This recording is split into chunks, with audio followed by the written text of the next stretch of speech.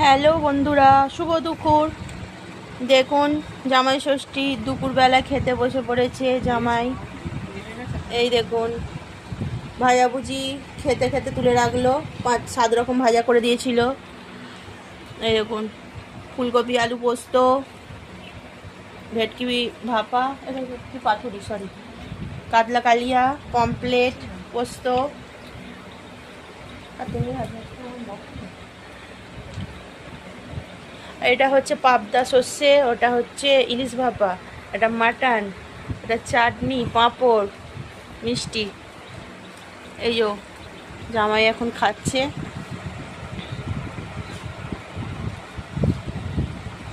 ওনার খাওয়া হলে আমরা সব খাবো। এই যে স্যালাড আছে, ওটা হচ্ছে ফ্রাই।